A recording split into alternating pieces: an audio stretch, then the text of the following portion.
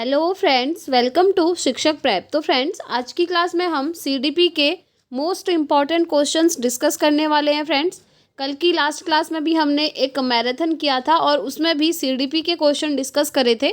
तो चलिए स्टार्ट करते हैं आज की क्लास और वहीं से आगे के क्वेश्चंस को हम यहाँ पर सॉल्व करेंगे फ्रेंड्स। और देखिए, आप जानते हैं एग्ज़ाम बहुत नज़दीक है और अगर आप लास्ट टाइम पर रिविज़न करना चाहते हैं एकदम एग्ज़ाम ओरिएंटेड नोट्स के साथ, तो आप नोट्स को परचेज़ कर सकते हैं। फ्रेंड्स, स्क्रीन पर आपको एक व्हाट्सअप नंबर दिख रहा होगा, इस पर आप व्हाट्सअप मैसेज करके पेड नोट्स को परचेज़ कर सकते हैं। ठीक है, तो चलिए फ्रेंड्स स्टार्ट करते हैं आज की क्लास। और बाकी सब्जेक्ट के PYQs भी हमारे चल रहे हैं, आप चैनल पर जाकर देखिएगा। साथ ही साथ आप हमें टेलीग्राम पर भी ज्वाइन कर सकते हैं, क्योंकि जो भी अपडेट्स रहती हैं, जो भी इंपॉर्टेंट चीज़ें रहती हैं, वो आप लोगों को वहाँ पर शेयर करी जाती हैं। तो चलिए स्टार्ट करते हैं। और सबसे पहला क्वेश्चन है आज की क्लास का, ये इंग्लिश में है और ये हिंदी में है, आप देख सकते हैं। और आप जानते ही हैं पेपर आपका बाइलिंगुअल आता है, इंग्लिश मीडियम में भी और हिंदी मीडियम में भी। तो सबसे पहला क्वेश्चन है आज का, हाशिए पर स्थित यानी कि वंचित वर्ग। ठीक है, हाशिए पर स्थित वर्ग जो होता है उसको हम वंचित वर्ग के अभ्यर्थी भी कहते हैं। तो जो वंचित वर्गों से आने वाले विद्यार्थी हैं, तो उन विद्यार्थियों के समावेशन में मदद करने के लिए एक अध्यापिका को क्या करना चाहिए। देखिए, जो बच्चे हाशिए पर आते हैं उनको अगर आप नॉर्मल बच्चों के साथ इंक्लूड करना चाहते हैं, समावेश करना चाहते हैं, तो एज अ टीचर आपको क्या करना चाहिए, ये क्वेश्चन पूछा हुआ है। तो ऑप्शन है, सभी छात्रों के बीच अपनेपन की भावना को बढ़ावा देना चाहिए। दूसरा है, कक्षा के सामने उनकी कमज़ोरी को उजागर करना चाहिए। तीसरा है, उन्हें एक अलग सेक्शन में पढ़ाना चाहिए। और चौथा है, सभी छात्रों के लिए मानकीकृत पाठ्यक्रम का प्रयोग करना चाहिए। तो देखिए, इसका राइट आंसर क्या होगा। राइट आंसर होगा ऑप्शन 1, सभी छात्रों के बीच अपनेपन की भावना को बढ़ावा देना चाहिए। ठीक है, क्योंकि फ्रेंड्स देखिए, हम पढ़ते हैं ना सीटेट में समावेशी शिक्षा का जो कॉन्सेप्ट आता है, हम कहते हैं कि सहयोगात्मक अधिगम को भी हमने बढ़ावा देना चाहिए। इसका मतलब क्या होता है कि बच्चे आपस में एक दूसरे की हेल्प करके सीखें, और एक दूसरे की हेल्प करने के लिए वो कब रेडी होंगे, जब उनके मन में अपनेपन की भावना होगी। तो टीचर को सबसे पहले यही काम करना है। ठीक है, ताकि जो वंचित वर्ग के बच्चे हैं ना, वो खुद को अलग सा फील ना करें, वो भी सभी बच्चों के जैसा ही अपने को समझ पाएँ। इसीलिए फर्स्ट ऑप्शन राइट हो जाएगा। बाकी सेकंड में कह रहा है कि उस बच्चों की कमजोरी को आप उजागर करिए। देखिए, अगर उनकी वीकनेस को आप उजागर करेंगे, ये तो नेगेटिव चीज़ हो जाएगी। ठीक है, फिर तो बच्चा अपने आप को इंक्लूड कर ही नहीं पाएगा नॉर्मल बच्चों के साथ। और अगर आप उन्हें अलग सेक्शन में बिठा देंगे, ये भी तो गलत बात है ना। समावेशी शिक्षा क्या कहती है कि सभी बच्चों को एक साथ मिलाकर बिना भेदभाव के शिक्षा देना। किसी को आप अलग बिठा दे रहे हो, तो आप खुद सोचिए क्या होगा। नेक्स्ट है मानकीकृत पाठ्यक्रम। देखिए, जहाँ भी आपको ये मानकीकृत पाठ्यक्रम दिख जाए, स्टैंडर्डाइज्ड करिकुलम दिख जाए, तो आपके दिमाग में सीधे आना चाहिए कि ये एक नेगेटिव चीज़ है। कभी भी पाठ्यक्रम को मानकीकृत नहीं होना चाहिए। कैसा होना चाहिए, फ्लेक्सिबल होना चाहिए, लचीला होना चाहिए, हर बच्चे के अकॉर्डिंग होना चाहिए। ठीक है, तो इसीलिए ये आपका नेगेटिव होता है। That's why first option will be the right answer. चलिए नेक्स्ट क्वेश्चन पे चलेंगे। नेक्स्ट क्वेश्चन है आपका, कक्षा में दृष्टिबाधिता से जूझते शिक्षार्थी के समावेशन को बढ़ावा देने के लिए एक अध्यापिका को क्या करना चाहिए। देखिए, दृष्टिबाधिता से जूझते शिक्षार्थी यानी कि जिनको कम दिखाई देता है या फिर जिनको नहीं दिखाई देता है। ठीक है, तो अगर आप चाहते हैं कि जो बच्चे नहीं देख सकते वो भी नॉर्मल बच्चों की तरह पढ़ पाएँ, तो आप क्या करेंगे। पहला है कि जानकारी का मौखिक विवरण देंगे। दूसरा है संप्रत्यय विवरण हेतु चार्ट दिखाएंगे। तीसरा है सांकेतिक भाषा का प्रयोग करेंगे, या फिर उनकी तरफ से बार बार देखना चाहिए। तो देखिए फ्रेंड्स, अगर कोई बच्चा देख नहीं पा रहा है, तो सबसे बेस्ट होगा कि आप मौखिक विवरण देंगे। कोई भी चीज़ आप पढ़ा रहे हैं, मौखिक तौर पर पढ़ाइए, ओरल पढ़ाइए, क्योंकि बच्चा सुन तो सकता है ना, देख नहीं सकता है लेकिन सुन तो सकता है। तो अगर आप मौखिक रूप से पढ़ाएंगे तो बच्चा सुनेगा और खुद को सभी बच्चों के साथ समावेशित पाएगा, यानी कि खुद को उनके साथ इंक्लूडेड पाएगा। ठीक है, तो इसीलिए फर्स्ट ऑप्शन इसका राइट हो जाएगा। बाकी देखिए, ये कह रहा है चार्ट दिखाएंगे। जब बच्चे को दिखाई नहीं देता है, दृष्टिबाधिता है, विजुअल हम कह सकते हैं विजुअल इम्पैक्ट बच्चे के अंदर कम है। ठीक है, यहाँ पर आप देख सकते हैं। तो अगर आप चार्ट दिखाएंगे तो ये तो और नेगेटिव चीज़ हो जाएगी, बच्चे को दिखाई नहीं देता है। और ये सांकेतिक भाषा, अब आप लोग ये मत समझिएगा कि भाषा के द्वारा बोला जाता है तो ये ऑप्शन सही होगा, नहीं, क्योंकि सांकेतिक भाषा क्या होती है, साइन लैंग्वेज होती है जिसमें इशारे करे जाते हैं। ठीक है, तो ये लैंग्वेज भी बच्चा नहीं देख पाएगा क्योंकि वो देख ही नहीं सकता है। नेक्स्ट है उनकी तरफ से बार बार देखना चाहिए, ये तो एकदम ही नेगेटिव हो गया, इसलिए 3 ऑप्शन हमारे एलिमिनेट हो जाते हैं एंड फर्स्ट ऑप्शन हमारा राइट हो जाएगा। चलिए आगे बढ़ते हैं। नेक्स्ट क्वेश्चन, एक विशिष्ट अधिगम असमर्थता पठन वैकल्य की क्या विशेषता है। देखिए डिसलेक्सिया आपसे पूछा है और मैंने बहुत बार आपको ये करवाया है क्योंकि काफ़ी सारे क्वेश्चन हो सकता है आपको रिपीटेड मिले यहाँ पर, तो आपकी अच्छी खासी प्रैक्टिस हो जाएगी।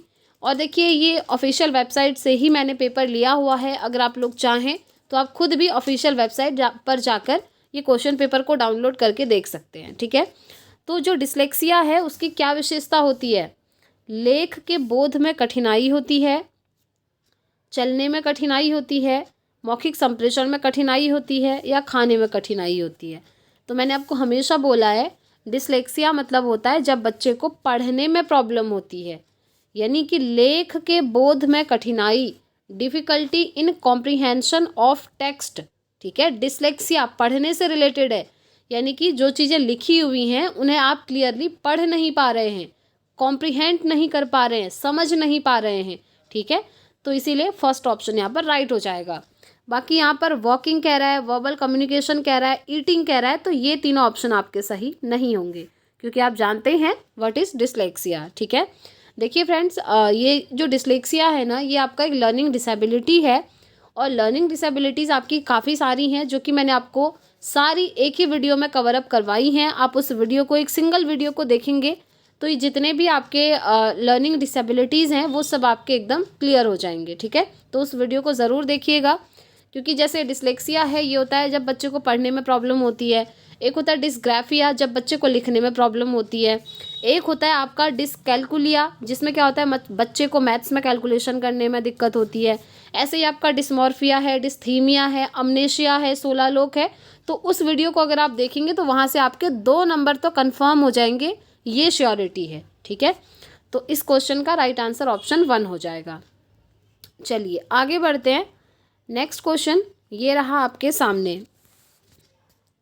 वंचित समूहों से आने वाले बच्चों की सहायता के लिए स्कूल में निम्नलिखित में से कौन सी सुविधा प्रदान करने की आवश्यकता है। आप कौन सी सुविधा बच्चे को प्रदान करेंगे, जो बच्चे वंचित समूह से आ रहे हैं उनकी बात हो रही है। ठीक है, पहला है विषयों के चयन में लचीलापन देंगे, दूसरा है कक्षा के सभी बच्चों के लिए समान शैक्षिक कार्यक्रम लागू कर देंगे, तीसरा है उन्हें किसी विशेष स्कूल में प्रवेश लेने के लिए बाध्य करेंगे, मतलब आप उनको मजबूर करेंगे कि आप दूसरे स्कूल में एडमिशन ले लीजिए, या फिर उन्हें उसी स्कूल के एक अलग सेक्शन में पढ़ाएंगे। देखिए सेम इसी तरह का एक क्वेश्चन आपने ऊपर भी देखा था, वहाँ भी यही पूछा गया था। तो इसका राइट आंसर आपका क्या होगा, देखिए अलग सेक्शन में आप नहीं पढ़ाएंगे, सीधी सी बात है, और दूसरे स्कूल में आप एडमिशन ले लो ये भी नहीं कहेंगे। ठीक है, क्योंकि बच्चे की प्रॉब्लम का सॉल्यूशन करना टीचर्स का काम होता है, ना कि आप ये कहें कि आप दूसरे स्कूल में चले जाइए, ये गलत बात है, आप जानते हैं। राइट आंसर क्या होगा कि विषयों के चयन में लचीलापन प्रदान करेंगे, यानी कि फ्लेक्सिबिलिटी, जिस बच्चे को जो सब्जेक्ट पहले पढ़ना है आप उस बच्चे को वो सब्जेक्ट पहले पढ़ा दीजिए, यानी कि बच्चों की मर्जी है, बच्चे जो है फ्लेक्सिबल होंगे सब्जेक्ट को चूज़ करने के लिए, सीधी सी चीज़। ठीक है, तो इसीलिए फर्स्ट ऑप्शन क्या होगा यहाँ पर राइट हो जाएगा। चलिए आगे बढ़ते हैं। नेक्स्ट क्वेश्चन देखिए, यदि ट्विंकल अपने बाएं हाथ से लिखती है तो उसकी शिक्षिका को क्या करना चाहिए, बताइए। क्योंकि नॉर्मली जो स्टूडेंट्स होते हैं वो राइट हैंड से लिखते हैं, दाएं हाथ से लिखते हैं, लेकिन ट्विंकल है जो कि बाएं हाथ से लिख रही है, तो शिक्षिका को क्या करना चाहिए। पहला है उसे बाएं हाथ का उपयोग करने के लिए हतोत्साहित करेंगे, दूसरा है उसे अपनी पसंद का प्रयोग करने देंगे, तीसरा है इसकी रिपोर्ट स्कूल काउंसलर को करेंगे, या फिर उसे दाहिने हाथ का उपयोग करने के लिए मजबूर करेंगे। बताइए आप क्या करेंगे। अगर आप कभी टीचर बन गए और आपको दिख रहा है कि कोई बच्चे क्या कर रहे हैं, लेफ्ट हैंड से लिख रहे हैं, तो एज अ टीचर आपकी क्या रिस्पॉन्सिबिलिटी रहेगी, ये पूछा हुआ है। तो देखिए, कभी भी अगर कोई बच्चा लेफ्ट हैंड से लिख रहा है तो उसे लिखने दीजिए, क्योंकि वो हर किसी की पर्सनल चॉइस होती है। मोटिव है कि वो लिखना, मोटिव ये नहीं है कि कौन से हाथ से लिखा जा रहा है। बस ये चीज़ ध्यान में रखिएगा, हमारा मोटिव ये नहीं है कि आप राइट हैंड से ही लिखिए, मोटिव है लिखना चाहिए। अब वो चाहे लेफ्ट से लिखा हो चाहे राइट से लिखा हो, ठीक है। That's it. आई होप अब आप लोग खुद से आंसर इसका कर लिए होंगे, ठीक है। तो पहला क्या कह रहा है, बाएं हाथ का उपयोग करने के लिए आप हतोत्साहित करेंगे। हतोत्साहित करना मतलब होता है डिस्करेज करना, उसको बोलना कि आपको ऐसा नहीं करना है, ये गलत चीज़ है। क्या आप ऐसा करेंगे? जी नहीं। अभी मैंने आपको बताया बच्चे को प्रयोग करने दीजिए, उसमें कोई प्रॉब्लम नहीं है। ये कह रहा है उसकी रिपोर्ट स्कूल काउंसलर को करेंगे। स्कूल काउंसलर को क्यों करेंगे रिपोर्ट, वो कोई गलत चीज़ थोड़ी है ना। तो ये भी एलिमिनेट हो गया। ये कह रहा है दाहिने हाथ का उपयोग करने के लिए मजबूर करेंगे। आप मजबूर करेंगे कि नहीं, आप लेफ्ट से नहीं लिख सकती, आप सिर्फ राइट से ही लिखेंगी। जी नहीं, ऐसा नहीं करना है। तो आंसर क्या होगा? आंसर होगा उसे अपनी पसंद का प्रयोग करने दें, ठीक है। वो जिस भी हैंड से लिख रही हैं उसे लिखने दीजिए। सो सेकंड ऑप्शन क्या होगा यहाँ पर, राइट हो जाएगा। चलिए आगे बढ़ते हैं फ्रेंड्स। नेक्स्ट क्वेश्चन जो कि आजकल आपके काफ़ी सारे पूछे भी जा रहे हैं, असर्शन और रीज़न वाले क्वेश्चन, ठीक है। तो चलिए क्वेश्चन देख लेते हैं। अभिकथन आपको दिया हुआ है, एक अध्यापिका द्वारा विद्यार्थियों को समूह में काम करने और सहपाठियों संग चर्चा द्वारा सीखने के लिए प्रेरित करना चाहिए। जी हाँ, ये बिल्कुल सही है। हम कहते हैं ना कि सहयोगात्मक अधिगम बढ़ाना है, कोऑपरेटिव लर्निंग। वो कैसे बढ़ेगी? वो ऐसे ही तो बढ़ती है जब बच्चे आपस में मिलजुल करके काम करते हैं, ठीक है। तो ये तो सही बात है। तर्क ये है कि अधिगम एक सामाजिक प्रक्रिया है। अब आप में से बहुत सारे लोग सोच रहे होंगे कि ये गलत है, लेकिन ये गलत नहीं है फ्रेंड्स। अधिगम क्या है? आपकी एक सामाजिक प्रक्रिया है, सोशल एक्टिविटी है, ध्यान रखिएगा, ठीक है। क्योंकि समाज के सभी बच्चे एक साथ मिलकर भी तो पढ़ाई करते हैं ना। So it is a social process, ठीक है। तो हम कहेंगे कथन भी सही है, तर्क भी सही है, और ये बिल्कुल सही व्याख्या कर रहा है, ठीक है। हमें आंसर मिल चुका है, बहुत ईजी है। तो फर्स्ट ऑप्शन ही यहाँ पर राइट हो जाएगा कि ए और आर दोनों सही हैं और आर ए की सही व्याख्या करता है, ठीक है। चलिए आगे बढ़ते हैं। नेक्स्ट क्वेश्चन देखिए, ये रहा क्वेश्चन नंबर 22। प्रभावशाली और अर्थपूर्ण अधिगम को बढ़ावा देने के लिए निम्न में से किन का प्रयोग करना चाहिए? बताइए, इनमें से किन किन चीज़ों का प्रयोग करना चाहिए? पहला है उदाहरण, दूसरा है गैर उदाहरण, तीसरा है अनुरूपक और चौथा है नकारात्मक पुनर्बलन। तो देखिए यहाँ पर कौन कौन सा सही होगा। नकारात्मक पुनर्बलन मतलब होता है फ्रेंड्स, आप बच्चे को क्या कर रहे हैं, नेगेटिव पुनर्बलन दे रहे हैं, रीइंफोर्समेंट दे रहे हैं, ठीक है। जैसे सपोज करिए बच्चे से आपने कोई क्वेश्चन किया और बच्चे ने गलत आंसर बता दिया, तो आप उनको नेगेटिव रीइंफोर्समेंट नहीं देंगे, नकारात्मक पुनर्बलन नहीं देंगे, इससे उसका मोरल डाउन हो जाएगा, ठीक है। ये चीज़ें नहीं करनी है। आप बच्चे को ये बोल सकते हैं कि ठीक है आपने प्रयास किया, कोई बात नहीं, लेकिन नेक्स्ट टाइम से आप इससे अच्छा करेंगे। इस तरह से आप उसको पुनर्बलन दीजिए। नकारात्मक नहीं बल्कि सकारात्मक पुनर्बलन देना है, पॉजिटिव रीइंफोर्समेंट देना है, ठीक है। तो इसीलिए ये हमारा हो गया एलिमिनेट, ठीक है। देखिए मैं आपको हर एक क्वेश्चन का एलिमिनेशन मेथड यूज़ करना भी सिखा रही हूँ यहाँ पर, ताकि अगर आपको किसी क्वेश्चन का डायरेक्टली आंसर नहीं आता है तो ऑप्शंस को एलिमिनेट करते हुए आप अपने आंसर तक पहुँच जाएँ। अनुरूपक है, गैर उदाहरण है और उदाहरण है, ये तीनों अच्छी चीज़ें। अगर आप चाहते हैं कि लर्निंग की प्रोसेस एकदम इफेक्टिव बने, मीनिंगफुल बने, तो ये तीनों ही चीज़ आपको करनी होंगी। उदाहरण देने होंगे, गैर उदाहरण देने होंगे और अनुरूपक भी देने होंगे, यानी कि एग्जाम्पल हो गए, नॉन एग्जाम्पल हो गए, एनालॉजीज हो गई। इनको नोट डाउन कर लीजिए कि ये क्या हैं, ये पॉजिटिव चीज़ें हैं, ठीक है। तो इसका आंसर क्या होगा? अब देखिए ये तीनों आपको कौन से ऑप्शन में मिल रहे हैं। ये हमको मिल रहे हैं ऑप्शन थर्ड में, केवल 1, 2 और 3, ये 3 ऑप्शन सही हैं, इसीलिए ये वाला ऑप्शन हमारा राइट हो जाएगा। चलिए आगे बढ़ते हैं नेक्स्ट क्वेश्चन पे।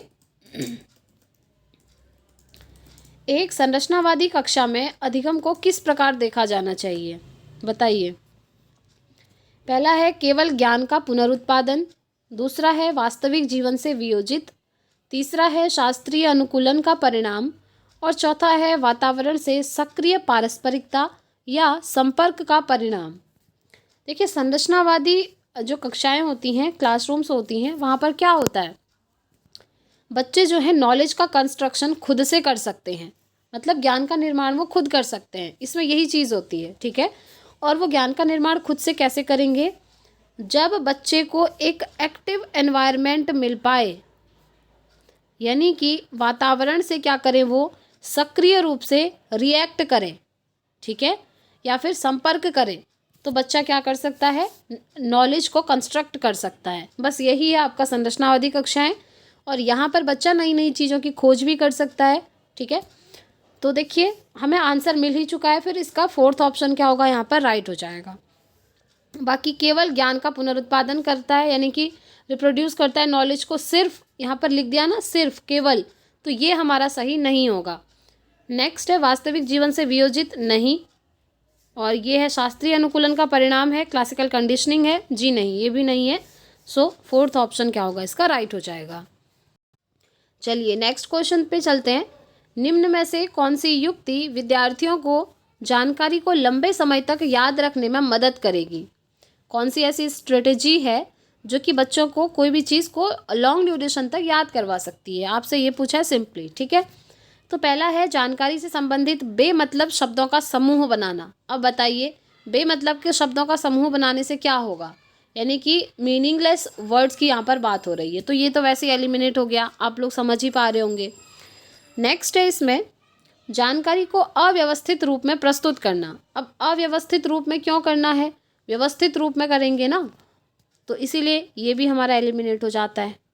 नेक्स्ट है जानकारी से संबंधित दृश्य रूपक और समरूपक बनाना, यानी कि creative visual metaphors and analogies related to information, ठीक है, ये हमें सही लग रहा है।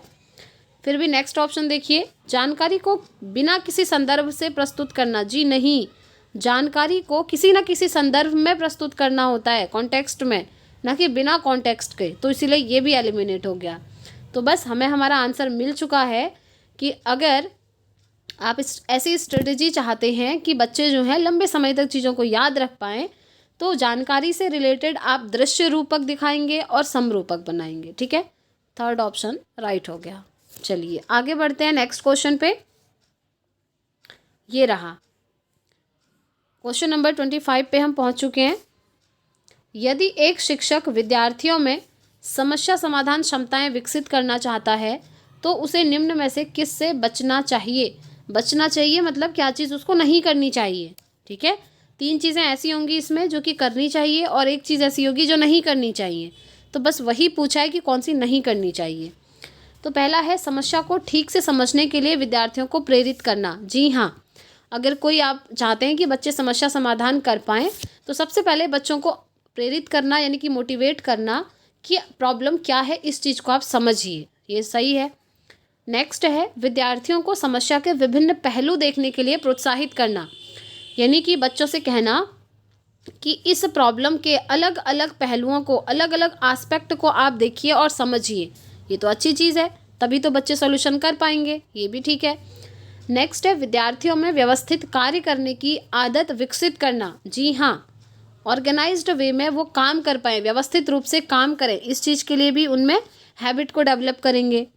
नेक्स्ट है विद्यार्थियों को प्रेरित करना कि वे कार्य को जैसे भी हो जल्दी करें। बस ये यहाँ पर नेगेटिव हो गया, ऐसा नहीं करना है आपको, ये नहीं कहना है कि आप जैसा भी काम करो लेकिन जल्दी जल्दी करो, नहीं, ये जल्दी वाली चीज़ आपकी नेगेटिव हो जाती है। That's why fourth option will be the right answer. क्यों, अब देखिए, जैसे कोई प्रॉब्लम दे दी बच्चे को और बच्चा उसका सोल्यूशन निकाल रहा है, वो आराम से भी तो निकाल सकता है।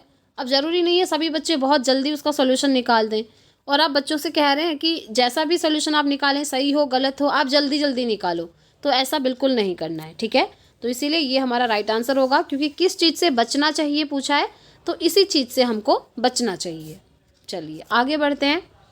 नेक्स्ट क्वेश्चन ये रहा, विद्यार्थियों की त्रुटियों के संबंध में अध्यापिका को, देखिए ये जो त्रुटियां होती हैं, एरर्स होते हैं, ये पॉजिटिव होते हैं, ये मैंने आपको पहले भी बहुत बार बताया हुआ है। अगर बच्चा गलती कर रहा है तो वो अच्छी चीज़ मानी जाती है, ना कि गलत चीज़। जैसे आप किसी भी काम को करते हैं ना, ज़रूरी नहीं है कि आप फर्स्ट टाइम पे ही उसको सीख जाएं, जब आप बार बार प्रैक्टिस करते हैं तब आप सीखते हैं। लाइक जैसे आप बाइक चलाना सीखना चाहते हैं, अब ज़रूरी तो नहीं है कि एक बार आप बाइक में बैठे, आपने हैंडल पकड़े, बस आपने सीख ली, ऐसा तो नहीं होता। आपको बार बार प्रैक्टिस करनी होगी, हो सकता है एक दो बार आपका छोटा मोटा एक्सीडेंट भी हो जाए। अब उसका मतलब ये नहीं होता कि आप बाइक चलाना सीखेंगे ही नहीं, है ना। वही तो होती हैं एरर्स, त्रुटियाँ, गलतियाँ जिनको कहते हैं। उन्हीं गलतियों से इंसान सीखता है, नेक्स्ट टाइम वो उन गलतियों को रिपीट नहीं करेगा, है ना, यही चीज़ है। तो एजुकेशन में भी इसी चीज़ को लागू किया जाता है फ्रेंड्स। बस अब आपको आंसर इजीली मिल जाएगा। देखिए, पहला है नकारात्मक पुनर्बलन द्वारा त्रुटियों को कम करना चाहिए। देखिए, नकारात्मक पुनर्बलन नेगेटिव चीज़ है, ये मैंने आपको पहले भी बताया है, दैट्स वाई ये ऑप्शन हो जाएगा एलिमिनेट। ठीक है, नकारात्मक पुनर्बलन नहीं देना है बच्चों को, मतलब आप बच्चों से कह रहे हैं कि नहीं, आपसे नहीं हो पाएगा, आपके बस का नहीं है, इस तरह की चीज़ें नहीं करनी है। नेक्स्ट है दंड द्वारा नेक्स्ट ऑप्शन है दंड द्वारा त्रुटियों को कम करना चाहिए। देखिए, दंड देना, पनिशमेंट देना, ये भी तो नेगेटिव चीज़ है, कभी भी बच्चों को दंड नहीं देना है, ध्यान रखिएगा। ठीक है, तो ये भी हो जाएगा एलिमिनेट। नेक्स्ट ऑप्शन देखिए, उन अधिगम कमियों को खोजना चाहिए जिनकी वजह से त्रुटियां हुई हैं। ये बिल्कुल सही है फ्रेंड्स, जो त्रुटियां बच्चे कर रहे हैं वो क्यों कर रहे हैं, अधिगम की उन कमियों का पता लगाना, उनको खोजना, ये है बिल्कुल सही त्रुटि के संबंध में ये सेंटेंस। ठीक है, एज अ टीचर आपको यही काम करना है। नेक्स्ट है त्रुटियों की उपेक्षा करेंगे। उपेक्षा करना मतलब होता है इग्नोर कर रहे हैं, तो ऐसा नहीं करना चाहिए। सो थर्ड ऑप्शन क्या होगा हमारा, राइट हो जाएगा। चलिए आगे बढ़ते हैं। नेक्स्ट क्वेश्चन देखिए, संज्ञान और भावनाएं डैश हैं, यानी कि आपका जो कॉग्निशन है, कॉग्निशन मतलब दिमाग है, और जो भावनाएं हैं, भावनाएं क्या होती हैं, इमोशन आपके अंदर के, जैसे गुस्सा आना, प्रेम करना, डर लगना, ये सब क्या है, भावनाएं हैं, इमोशंस हैं आपके मन के। तो जो संज्ञान है और भावनाएं हैं वो क्या हैं, एक दूसरे से स्वतंत्र हैं, या एक दूसरे से कभी कभार ही संबंधित होते हैं, या एक दूसरे से परस्पर संबंधित होते हैं, या फिर वातावरणीय कारकों द्वारा प्रभावित नहीं होते हैं। देखिए, इस क्वेश्चन को समझने के लिए मैं आपको एक एग्जाम्पल देती हूँ, आप खुद आंसर बताइएगा। ठीक है, सपोज करिए जैसे आप अभी पढ़ाई कर रहे हैं सीटेट की, आज आप बैठे जीन पियाजे की थ्योरी पढ़ने के लिए। ठीक है, अब आपका दिमाग तो है पियाजे की थ्योरी को पढ़ने में, लेकिन जो आपका मन है, आपके इमोशन है, वो उसको पढ़ने में नहीं है। आपका मन कहीं और ही चल रहा है, आपका मन खाने में चल रहा है, आपका मन कहीं घूमने में चल रहा है। ठीक है, आपका मन पढ़ने में नहीं है, तो क्या आपको वो जीन पियाजे की थ्योरी याद हो पाएगी, बिल्कुल भी नहीं। भले ही आपका दिमाग वहाँ पर है, लेकिन आपका दिल वहाँ पर अगर नहीं है तो आप उस चीज़ को नहीं कर सकते। ठीक है, ये चीज़ आपको पता ही होगी कि किसी भी काम को करने के लिए दिल और दिमाग दोनों की ज़रूरत होती है। ऐसा नहीं होता कि आप दिमाग लेकर बैठे हैं और बिना दिल के आपका मन कहीं और ही भटक रहा है और आपको वो चीज़ आ जाएगी, आप सीख जाएंगे, ऐसा पॉसिबल नहीं होता। बस अब आप समझ गए होंगे कि संवेग और ये जो आपकी संवेग, हाँ, भावनाओं को हम संवेग भी कहते हैं, ये भी ध्यान रखिएगा। इसकी जगह संवेग लिखकर भी आया हुआ है क्वेश्चन प्रीवियस ईयरली, कि संज्ञान और संवेग यानी कि भावनाएं क्या होती हैं, आपस में एक दूसरे पर संबंधित होती हैं, सीधी सी चीज़ें इंटरकनेक्टेड होती हैं। क्योंकि अगर इन दोनों में से एक भी चीज़ को आपने माइनस किया तो आप जो है किसी भी काम को अच्छे से नहीं कर पाएंगे। जैसे सपोज करिए आप एग्ज़ाम हॉल में बैठे हुए हैं, आपका दिमाग है प्रॉपर पेपर पे, लेकिन आपका मन नहीं है, तो आपको वो चीज़ें याद ही नहीं आएंगी जो आपने पढ़ी थी। या फिर आपका मन है एग्ज़ाम देने में, लेकिन आपका दिमाग कहीं और ही घूम रहा है, तो आप वो चीज़ें रिकॉल नहीं कर पाएंगे। ठीक है, तो इसीलिए हम क्या कहते हैं कि संज्ञान और भावनाएं, कॉग्निशन और इमोशन क्या होते हैं, एक दूसरे से परस्पर संबंधित होते हैं, यानी कि इंटरकनेक्टेड होते हैं। याद रखिएगा फ्रेंड्स। और ये क्वेश्चन एक तरीके से और बनता है, वो भी सुन लीजिए। आपसे एक बार ये पूछा हुआ था कि संज्ञान और ये जो भावनाएं हैं एक दूसरे से किस प्रकार संबंधित हैं। पहला था कि यूनिडायरेक्शनली, यानी कि एक दिशात्मक रूप से संबंधित हैं। दूसरा ऑप्शन था बाई डायरेक्शनली, यानी कि द्विदिशात्मक रूप से संबंधित हैं। तीसरा ऑप्शन था कि यूनिडायरेक्शनली और बाई डायरेक्शनली दोनों रूप से संबंधित हैं। एंड फोर्थ ऑप्शन था कि कोई भी ऑप्शन सही नहीं है। तो हमेशा ध्यान रखिएगा कि ये एक दूसरे से संबंधित तो होते हैं, लेकिन किस तरीके से होते हैं, बाई डायरेक्शनली। नोट कर लीजिए फ्रेंड्स, हो सकता है आप लोगों के लिए नई चीज़ आई हो, लेकिन ये प्रीवियसली पूछे हुए क्वेश्चन हैं। क्योंकि आप जानते हैं हम लगातार सीटेट की प्रिपरेशन कर रहे हैं, और जो भी स्टूडेंट्स कंटिन्यूसली सीरीज़ को फॉलो कर रहे हैं उन्हें ये क्वेश्चन याद भी आ गया होगा। ठीक है, बाई डायरेक्शनली यानी कि द्विदिशात्मक रूप से एक दूसरे से संबंधित होते हैं, ये आपको याद कर लेना है। चलिए आगे बढ़ते हैं नेक्स्ट क्वेश्चन की तरफ। ये रहा नेक्स्ट क्वेश्चन, ठीक है। चलिए क्वेश्चन है, एक विद्यार्थी जो बार बार मिलने वाली असफलताओं का कारण उसकी योग्यता की कमी को मानता है, उसमें कौन सा भाव पैदा हो सकता है। एक बच्चा जो बार बार फेल हो रहा है, असफल हो रहा है, और वो ये एक्सेप्ट कर रहा है कि योग्यता की कमी है उसके अंदर, मतलब एबिलिटी उसके अंदर कम है चीज़ों को करने की, इसीलिए वो बार बार फेल हो रहा है। तो ये किस तरीके का इमोशन पैदा कर रहा है, ये आपसे पूछा हुआ है। पहला है उच्च आत्मसम्मान, दूसरा है अधिगम निसहायता, तीसरा है सकारात्मक आत्म अवधारणा, चौथा है आत्म प्रभावकारिता में वृद्धि। सबसे पहली बात, अगर वो बच्चा ये समझ रहा है कि उसके अंदर एबिलिटी की कमी है तो वो नेगेटिव सोच रहा है। सिंपल सी चीज़ है, क्योंकि एबिलिटी को आप बढ़ा सकते हैं। क्योंकि फ्रेंड्स, जो एबिलिटी होती है ना, योग्यता होती है, वो जन्मजात हेरिडिटी से हमको नहीं मिलती। वो हम जब पैदा हो जाते हैं उसके बाद अपने एनवायरनमेंट पर हम जो चीज़ें देखते हैं उसी पर डिपेंड करती हैं वो चीज़ें, ठीक है। जैसे सपोज़ करिए आज आपको वाइगॉत्स्की की थ्योरी समझ में नहीं आ रही है, लेकिन जब आप उसको बार बार पढ़ेंगे तो एक टाइम ऐसा आएगा कि आपको वो याद हो जाएगी, आपको समझ आने लगेगी, और एक दिन आप दूसरों को भी समझाने लगेंगे, ठीक है। तो एबिलिटी को बढ़ाना या कम करना वो इंसान के हाथ में होता है, सीधी सी चीज़। तो क्योंकि ये नेगेटिव है तो जो भी पॉजिटिव ऑप्शन लिखे हैं उन्हें आप एलिमिनेट कर दीजिए, सिंपल सा। उच्च आत्मसम्मान तो यहाँ पर बिल्कुल भी नहीं हो रहा, ना ही यहाँ पर सकारात्मक आत्म अवधारणा हो रही है, ना ही यहाँ पर आत्म प्रभावकारिता में वृद्धि हो रही है। ये क्या है, ये है एक अधिगम निसहायता, ठीक है। सेकंड ऑप्शन क्या होगा यहाँ पर, एकदम राइट हो जाएगा। ये देखिए इंग्लिश में यहाँ पर दिया हुआ है लर्नड हेल्पलेसनेस, ठीक है, अधिगम निसहायता। बाकी ये तीनों ऑप्शन आपके एलिमिनेट हो जाएंगे। चलिए आगे बढ़ते हैं, नेक्स्ट क्वेश्चन देखिए।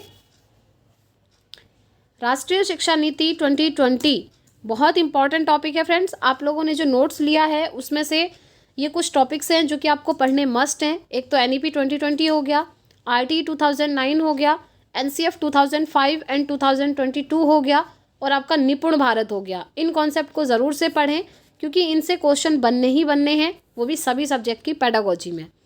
तो यहाँ पूछा हुआ है NEP 2020 ने किस चीज़ पर जोर दिया। बहुविषयकता पर जोर दिया, कठोर पाठ्यक्रम, योगात्मक आकलन, या फिर परीक्षा केंद्रित शिक्षा शास्त्र, बताइए। देखिए कठोर पाठ्यक्रम पर बिल्कुल भी जोर नहीं दिया, लचीले पाठ्यक्रम की उन्होंने बात करी, योगात्मक आकलन नहीं बल्कि रचनात्मक आकलन की बात करी, और परीक्षा केंद्रित शिक्षा शास्त्र नहीं बल्कि बाल केंद्रित शिक्षा शास्त्र की बात करी थी। अब जो यहाँ से मैंने अभी 3 टर्म्स बोले थे उन्हें आप याद रखिएगा, नोट भी कर सकते हैं, क्योंकि जैसे यहाँ पर पूछा ना किस चीज़ पर जोर दिया है, नेक्स्ट क्वेश्चन आपका ये बन सकता है कि किस चीज़ पर जोर नहीं दिया है, तो वहाँ पर आपको ध्यान रखना है, ठीक है। तो किस चीज़ पर जोर दिया है, यहाँ जोर दिया है बहुविषयकता की शिक्षा पर, ठीक। तो फर्स्ट ऑप्शन इसका राइट हो जाएगा। चलिए आगे बढ़ते हैं, नेक्स्ट क्वेश्चन देखिए।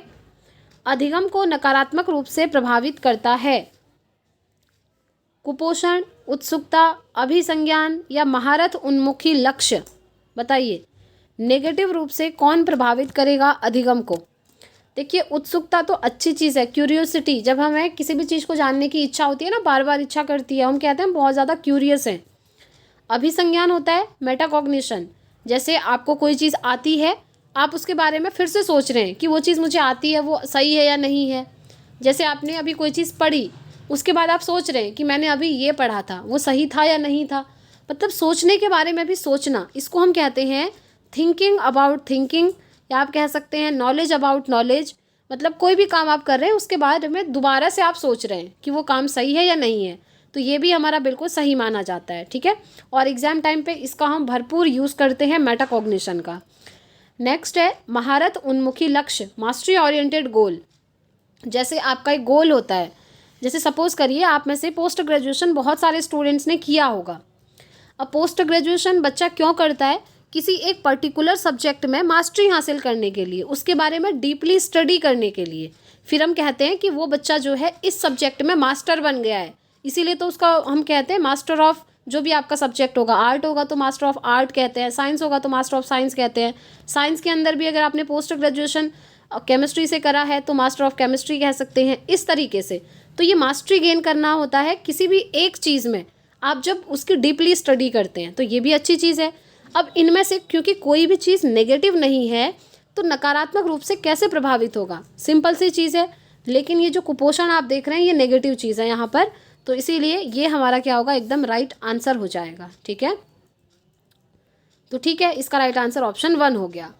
तो फ्रेंड्स आज की क्लास में इतने ही क्वेश्चन करते हैं। आज की क्लास में आपने कितना स्कोर किया कमेंट करके आप ज़रूर शेयर कीजिएगा। और प्लीज़ अगर आपको वीडियो पसंद आई है तो वीडियो को लाइक ज़रूर करें, साथ ही साथ कमेंट करके बताएं कि आपको क्लासेस कैसी लग रही हैं। और अगर आप लास्ट टाइम पर नोट्स लेना चाहते हैं तो आप व्हाट्सअप करके पेड नोट्स को परचेज़ कर सकते हैं। अदर सब्जेक्ट की क्लासेस भी आप ज़रूर देखिएगा, क्योंकि एंड टाइम पर फ्रेंड्स आपको ज़्यादा से ज़्यादा प्रीवियस ईयर ही सॉल्व करने चाहिए। और कौन सी स्ट्रेटेजी आप यूज़ करें फ्रेंड्स कि आप 4-5 दिन में बहुत अच्छा स्कोर कर सकते हैं, उसके लिए मैंने आज एक मॉर्निंग में ही वीडियो अपलोड किया है, आप लोग ज़रूर देखिएगा। वहाँ पर आपको ये पता लगेगा कि लास्ट टाइम पर आपको फोकस किन चीज़ों पर करना है और किन चीज़ों को अवॉइड करना है। ठीक है, तो इस वीडियो में इतना ही रखते हैं फ्रेंड्स। अब हम मिलते हैं कल इसी टाइम पर इवनिंग में अपनी सीटेट की नेक्स्ट क्लास के साथ। Thanks for watching.